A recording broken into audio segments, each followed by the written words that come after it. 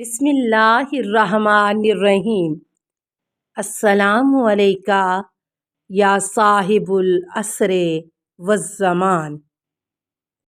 سامعین کرام، موجودہ معاشرتی حالات کو دیکھتے ہوئے ہم آپ کے سامنے ایک نیا سلسلہ شروع کر رہے ہیں، جس کا آج مقدمہ پیش کرتے ہوئے سب سے پہلے اس کا تعارف پیش کیا جائے گا۔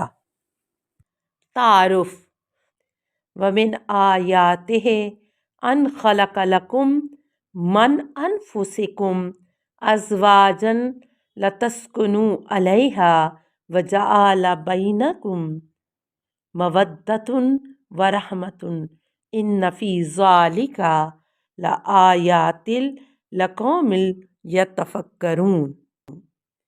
اور یہ اس کی نشانیوں میں سے ہے کہ اس نے تمہارے لیے تمہاری ہی جنس سے ازواج پیدا کیے تاکہ تم ان سے سکون حاصل کرو، اور اس نے تمہارے مابین محبت اور مہربانی پیدا کی۔ غور و فکر کرنے والوں کے لیے یقیناً ان میں نشانیاں ہیں۔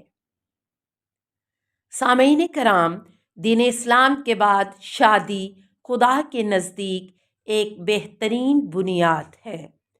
ہر انسان فطری طور پر محبت، سکون، امنیت اور خوشی کی تلاش میں رہتا ہے، اور شادی کے بندھن کی بدولت اس کی یہ خواہشات اور ضروریات کسی حد تک پوری ہوتی ہیں۔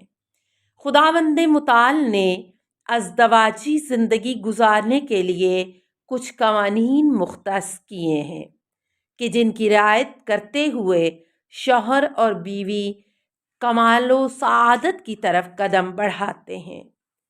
کامیاب ازدواجی زندگی ہر ذی شعور انسان کی خواہش ہوتی ہے، اور کامیاب ازدواجی زندگی کی ایک بنیادی اور اہم شرط دونوں یعنی مرد اور عورت کے درمیان محبت کی موجودگی ہے۔ کامیاب گھرانے کامیاب معاشرے کو تشکیل دیتے ہیں، لیکن دور حاضر میں ہم دیکھتے ہیں کہ طلاق کی شرح میں مسلسل اضافہ ہوتا جا رہا ہے۔ مشرق ہو یا مغرب، جن ممالک میں بھی طلاق کی شرح میں اضافہ ہو رہا ہے، وہاں معاشرے پر اس کے برے اثرات مرتب ہو رہے ہیں۔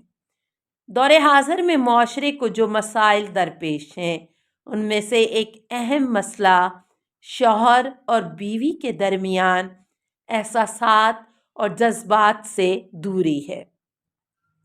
محبت میں کمی، اختلافات میں اضافہ اور غیر ضروری توقعات میں اضافہ ہے، جس کے نتیجے میں شوہر اور بیوی کے درمیان فاصلہ ایجاد ہو جاتا ہے، اور اسی وجہ سے محبت میں کمی واقع ہو جاتی ہے، جو کچھ عرصے بعد اختلافات، جدائی یا طلاق کا سبب بنتی ہے۔